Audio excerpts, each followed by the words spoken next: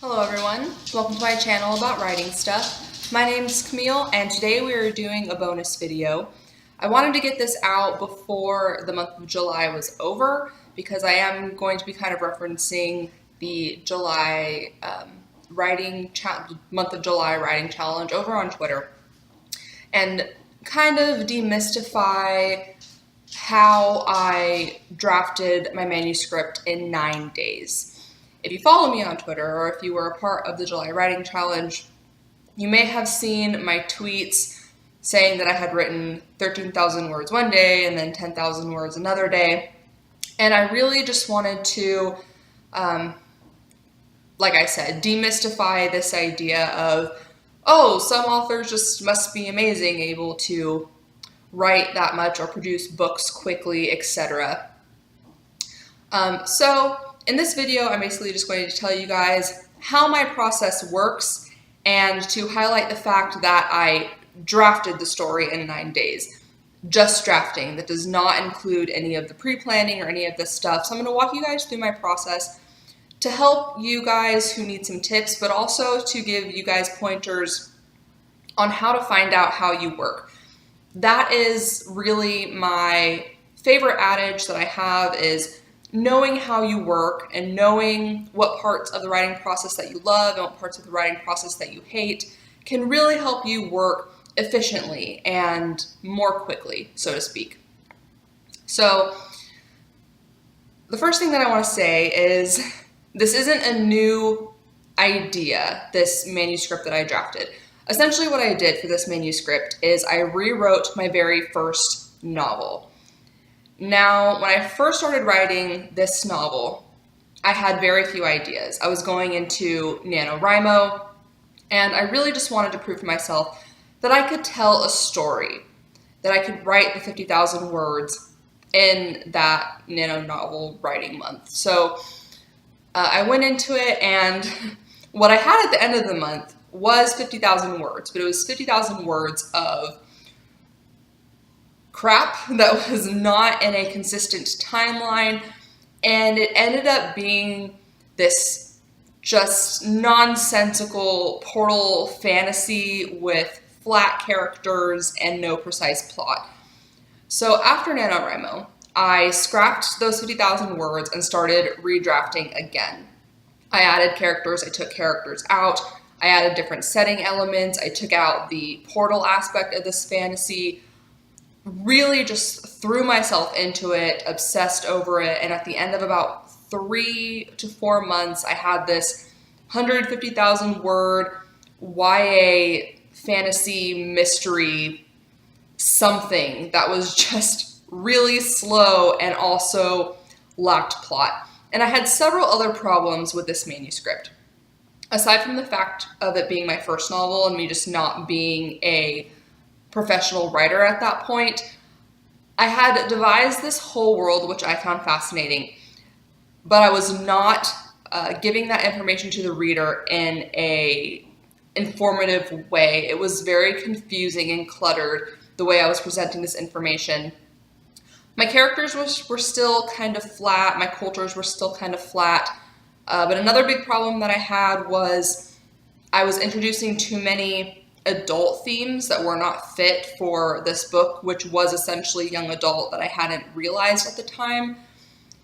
And it just wasn't working. However, being a new writer and it being my first novel, I didn't have the knowledge to be able to address these issues and know how to fix them. So I stepped away from that project after redrafting it, revising it, and polishing it, and said, okay, let me continue on.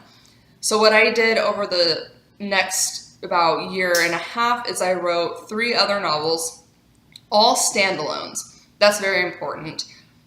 If you are a new writer, I think the best thing you can do before you jump into perhaps writing a series is to write a number of standalone novels with different settings, with different characters, and with protagonists of different genders and age and at different areas and walks of life, you know, people from different cultures or religions or things like this, just so that you as an author can learn how to write different voices from different people, because that's what essentially we're doing as authors, is we are giving voice to these people who are not us. And the best way to learn how to do that is to write from different perspectives than your own. So I did that over the past about year and a half, but I kept coming back around to this first novel. There is something profoundly unique about a first novel. It was my first big idea, my first world, my first characters, and even though the story itself had a lot of problems, it still had a very significant place in my heart. So I kept trying to revisit this story. I kept trying to redraft it to make it work, but just it wasn't happening. There were just way too many world elements going on that I needed to introduce because it was both an adventure story and a travel log and a mystery and magic, and there was just too much happening. So I took another step away and I said, okay, these are the problems that I have with this manuscript. How can I fix them? So what I ended up doing is reading through that crappy manuscript, taking out the elements that I love, and then ripping out characters, putting new characters in. And then I spent about 2 months brainstorming sort of just this one setting in this world that I hadn't yet explored, but that I found very mysterious. It's just this one setting with this one culture and these certain beliefs, and there's a school present in this setting, so I could sort of inform the reader of certain things as my character is learning them, etc. So after I did that, during my 2 months of pre-planning, I added new characters and new things. I took a lot of stuff out, but I was still having this problem of theme and plot. Plot is something that I've always struggled with, but I desperately wanted to tell the story of these characters, but I needed an exciting place in which to do it. So out of my desperation and thirst for knowledge, I went searching on the internet and came across the 27 chapter outline, which I will link below. And I said to myself, okay, I'm really not a huge fan of, working under the skies of a very tight-knit outline, but I will try it for this project because I really want it to work. So I did. I used a 27 chapter outline to outline the story with these characters that I love and this world that I love. And then I said, okay, themes. In the first couple drafts of this story, there are way too many adult themes. So I took a step back and I said, okay, let me throw in some young adult themes and see where that gets me. And within that 2 months, I had 20,000 new words of world building, including included in the 20,000 words of world building. I had my new characters, my themes, my very, very expansive 27 chapter outline. And then finally I said, okay, I have all the pieces now. But it's important also to remember that before I went into drafting this story, I already knew this world, I already knew these characters. I came to the idea that I really want the story to essentially be a series because of all the story that I have in this world, one book just won't cut it, especially for YA. So I said, okay, I know how the story will at least end. I know where all of these characters are going to end up. So before I even started drafting, I knew everything. It was all in my outline, in my documents. It was all in my head. This is a world in which I've spent a lot of time already, and that's important to know. And the reason why I do this, the reason why I spend so much time pre-planning and I completely immerse myself into my world and my characters is because I enjoy that part of the writing process, but I love drafting. The big thing for me is that once I start drafting, I do not want to be held up by the fact that I need to do more research, or I need to flesh out this character, or I need to do this and that. And the reason why I do this is because I hate revising. This comes back around to knowing how you work. The way that I work is I enjoy pre-planning. I enjoy knowing everything about my story before I start drafting it, because once I start drafting it, I need to plunge in and get it done because I get so excited and things are just rolling around in my head that I need to get down on paper.